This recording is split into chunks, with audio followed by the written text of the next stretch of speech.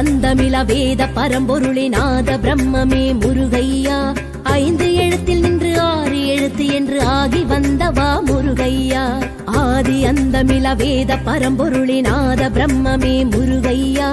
5 எழுத்தில் நின்று 6 எழுத்து என்று ஆகி வந்தவா முருகையா. முகமோராரும் கண்டாலும் பாலாரும் கசந்திடும், சொன்னாலும் முன்னாமும் ஏகாந்தம் தவழ்ந்திடும்.